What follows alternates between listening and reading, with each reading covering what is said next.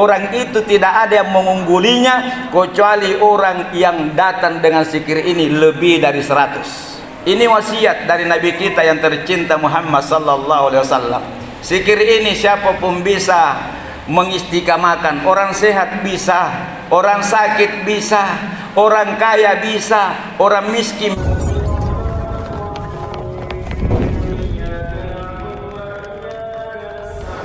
Dan salah satu amalan yang sangat mulia, yang faedahnya sangat luar biasa, yang manfaatnya sangat luar biasa, keajaibannya, keagungannya sangat luar biasa.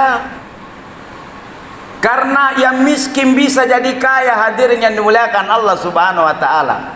Yang sempit rezekinya bisa jadi lapang karena Allah Subhanahu wa taala. Yang mungkin anak-anaknya menyusahkan sekarang bisa membahagiakan esok lusa.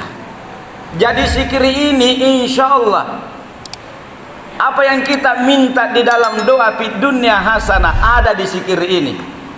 Apa keistimewaan kemuliaan zikir ini jamaah Jumat yang dimuliakan Allah? Ini perintah dari Allah yang disampaikan oleh lisan Nabi kita Muhammad sallallahu alaihi wasallam.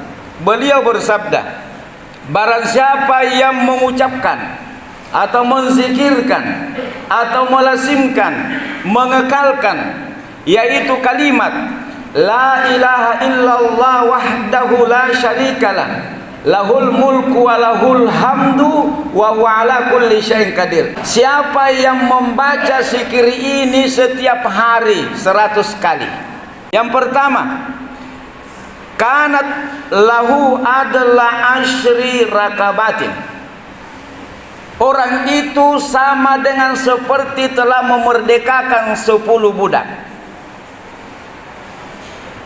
Yang menzikirkan zikir ini setiap hari 100 kali, la ilaha illallah wahdahu la syarikalah, lahul mulku wa lahul hamdu wa huwa ala kulli syai'in qadir.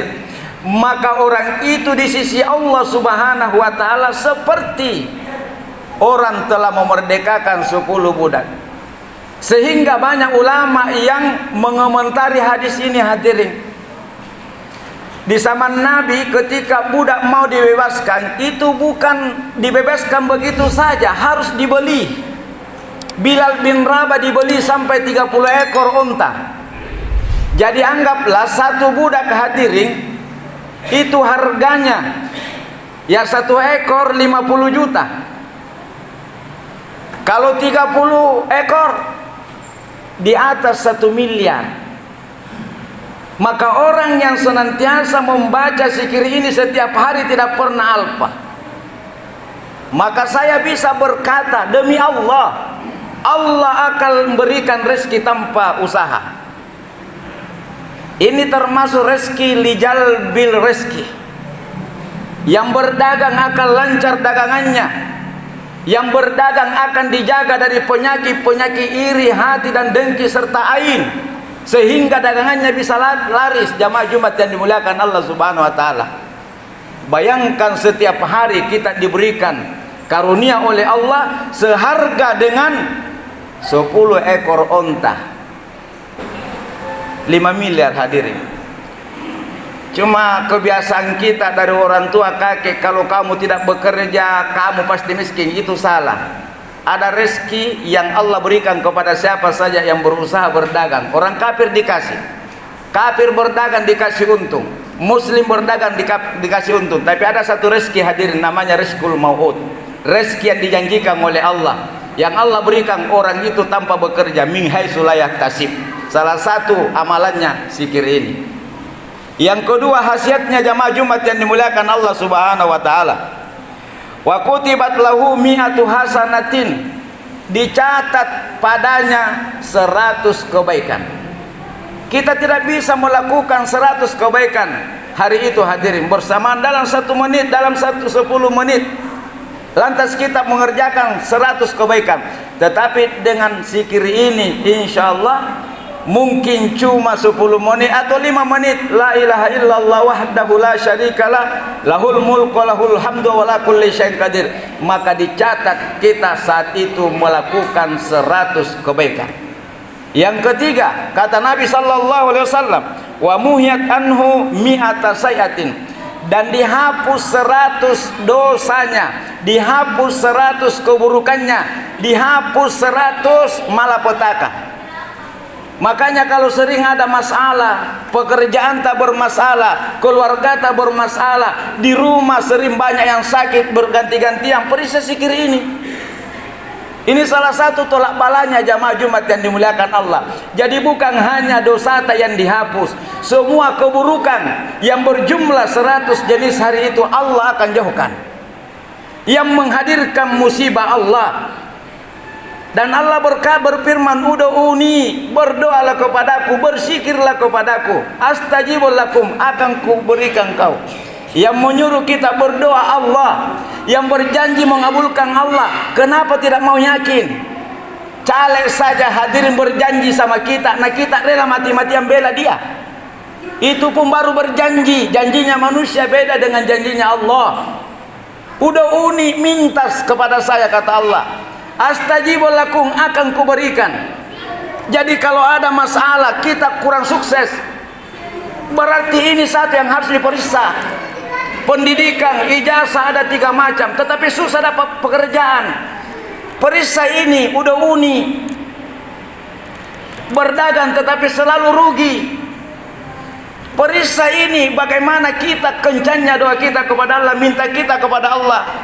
Manusia berjanji sama kita, datang di rumah, kita rela mati-matian membela dia, bahkan si salah-salah atau sampai pala, gara-gara membela orang yang berjanji.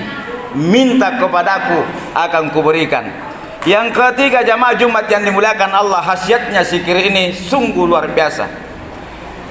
Wa kanat lahu hirsan minasyaitani yaumahu salika hatta yumsi. Siapa yang menzikirkan zikir ikhlas ini 100 kali setiap hari, selain itu tadi Allah akan memberikan penjagaan kepadanya.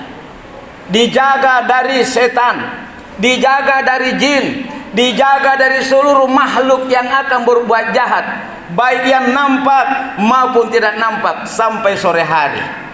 Sehingga ada ulama mengatakan, baca kembali ketika sore hari supaya penjagaan berlanjut sampai subuh. Yang terakhir jamaah Jumat yang dimuliakan Allah Subhanahu wa taala, yang paling istimewa kata beliau, kata Nabi kita Muhammad sallallahu alaihi wasallam, walam ya'ti ahadun bi afdala mimma ja'a bihi illa ahadun amila min zalika. Tidak ada orang itu, tidak ada yang mengatasinya, tidak ada yang mengunggulinya hari itu.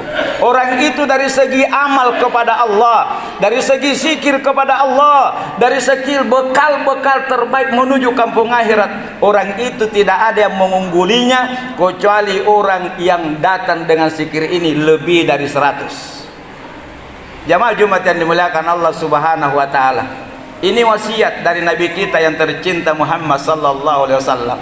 Zikir ini siapapun bisa mengistiqamahkan. Orang sehat bisa, orang sakit bisa, orang kaya bisa, orang miskin bisa. Tinggal kita yang tidak mau meraih fid dunya hasanah wa fil akhirati hasanah. Dan orang yang selalu mengatakan, ya Allah mudahkan hidup saya, maka ini salah satu senjata. Ad-du'a silahul mu'min. Doa itu adalah senjatanya orang beriman. Ada yang bertanya, Pak Ustaz, saya ini kalau berzikir hatiku tidak ikut. Tidak apa-apa, karena zikir itu harus di lisan juga kalau belum mampu kalbu. Kalau zikir lisan sudah jalan, kemudian mengingat hati, itu yang sempurna. Tapi jangan menunggu hati tak mengingat Allah baru lisan kita berzikir. Karena lisan yang berzikir meskipun yang lain termasuk hati belum mengingat Allah, itu lebih baik lisannya daripada lisan yang tidak berzikir. Insya Allah kalau kita sudah terbiasa berzikir mengingat Allah, Allah yang akan menuntun organ-organ tubuh yang lain berzikir kepada Allah. Dan semoga kita diberikan taufik, inayah, maunah oleh